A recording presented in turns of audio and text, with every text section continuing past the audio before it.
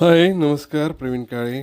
आजच्याच रविवारी म्हणजे 22 फेब्रुवारी 2026च्या प्रेमाच्या गावाला का जावे या अभिवाचनाने सुरुवात झालेली व माझ्या स्वतःच्या बाल्यावस्थेत व तारुण्यात डोकावलेले म्हणजे नॉस्टॅल्जियात गेलेलो. त्याची नशा तशीच राहिलेली व त्यातच माझे मित्र संजय पाटील यांनी मला अभिवाचनाची साथ घालत त्यांनी लिहिलेल्या पहाटे 4चा अलार्म या लेखाला कवेत घेऊन मी अभिवाचनाला सुरुवात केलेली.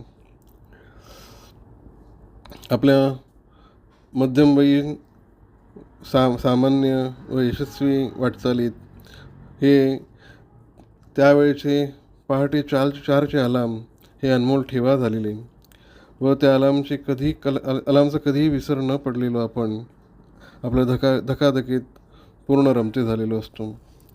ऐकूया मग लेख पहाटे 4चा अलार्म. लेखक संजय पाटील, अभिवाचक प्रवीण काळे. एकेकाळी मला 5 ते 6 तासांची झोप पुरी असायची. त्याचा मला अभिमान होता आणि मी ते गर्वाने सांगायचो. आता घरातल्यांसमोर हे बोललो की ते माझी टर उडवतात. त्यांच्या चेहऱ्यावरचा अविश्वास मला दिसतो.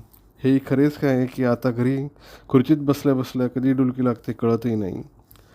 बसल्या बसल्या घोरता तुम्ही, मुलीचा आरोप. मी तो ठामपणे फेटाळून लावला. पण एकदा तिने माझ्या घोरण्याची रेकॉर्डिंग करूनच माझा दावा फुल ठरवला. पत्नी आणि मुले माझी चेष्टा हसू लागली. मीही हसलो, पण आत कुठेतरी दुखावलो गेलो होतो. कारण मी झोपेबाबत असं अजिबात नव्हतो.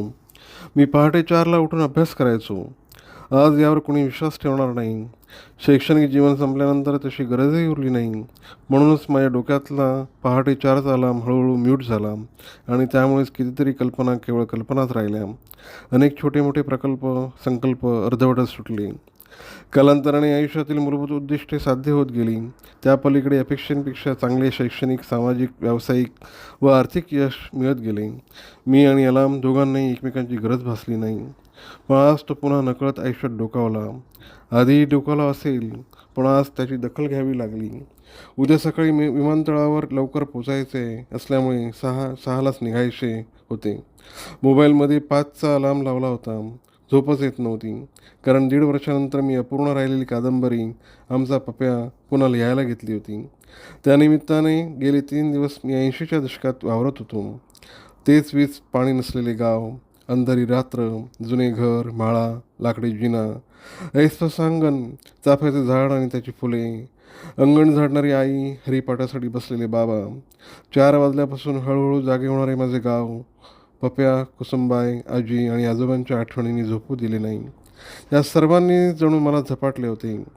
रात्री 10 वाजल्यापासून प्रयत्न केल्यावर 12 वाजता कसा तरी डोळा लागला. मोबाईलच्या अलार्मच्या आधीच डोक्यातला अलार्म पहाटे 4लाच वाजला.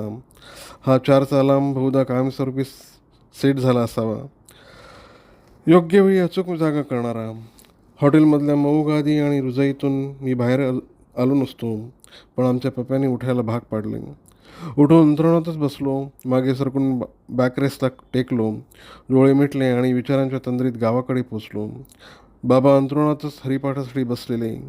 अवयवांना अंधाराची सवय असल्याने सवयीने लाकडी जिन्यावरून मळ्यावरून खाली उतरलो. माझघरात अंधाराचे साम्राज्य होते. डोळ्यांना दिसत नसले तरी पाय आणि हातांना सगळं दिसत होतं. लाकडी कपाटाच्या पहिल्या रॅकमधील उजवीकडून 3ऱ्या डब्याचे झाकण उघडून माचीस शोधली. पाय आपोआप भिंतीवरील खोबणीतल्या घासलेटच्या चिमणीकडे गेले. एकाच फटक्यात ती पेटवली. थोड्याशा उजेडाने माझघरातील अंधार पळाला. हे सगळं 5च मिनिटात घडून गेलेलं. मग मोहीम चहा. फतकल मारून बसलो. 3 पायांचा थोडा मळकटलेला पितळी स्टोव. त्याची टाकी दोन्ही हातांनी उचलून हलवली. रॉकेल असल्याची खात्री केली. मुख्य बूज आणि हवा सोडायची कळ घट्ट केली. बर्नरला पील लावली. स्टोवला हवा मारली. 4थ्या स्ट्रोकला बर्नरमधून रॉकेल उसळले. चांद्रयान यशस्वी झाल्याचा परमानंद झाला. चिमणीनेच आग देऊन माचीसची काडी वाचवली होती. स्टोवही मस्त सुरळीत काम करत होता. माझ्या स्टोव पेटवण्याच्या कौशल्यावर मी फारच समाधानी झालो.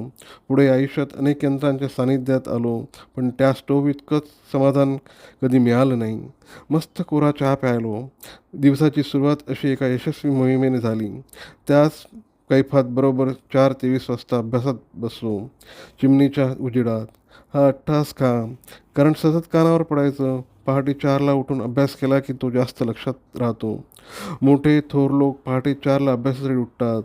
गावात मान्यता नसलेल्या इंग्रजी विरहित 5वीतून 6वीत पहिल्यांदाच दुसऱ्या गावी हायस्कूलला जाऊ लागलो होतो. पहिल्या घटक चाचणीत पहिला आलो नव्हतो, पण बऱ्यापैकी चमकलो होतो. वर्गात नाव होऊ लागले होते. तेव्हापासून 4ला उठायची सवय लागली. त्या भावनेने आजही मी भारावलो होतो. म्हणूनच 4ला उठायचं डोक्यात ढसून बसलो होतं. आणि पप्याच्या निमित्ताने तो 4चा अलार्म पुन्हा वाजला. हे चांगले संकेत आहेत. आता कोणी विश्वास ठेवणार नाही की मी एक काळी पहाटे 4ला उठून अभ्यास करायचो. माझ्या त्या 4च्या अलार्मचे मला फार फार कौतुक वाटायचं. तो इतकी वर्ष म्यूट होता याची खंत आहे. आज बाजारात गाजणाऱ्या मिरॅकल मॉर्निंगसारख्या पुस्तकांमध्ये सांगितलेली तत्त्वे मी नकळत 40 वर्षांपूर्वी जगलो होतो याचा मनोमन अभिमान वाटतो. आपल्या प्रत्येकाच्या आयुष्यात असा एक अलार्म असतो जो वेळोवेळी आपल्याला जागा करतो आपली अर्धवट स्वप्ने व संकल्प साकारण्यासाठी. धन्यवाद.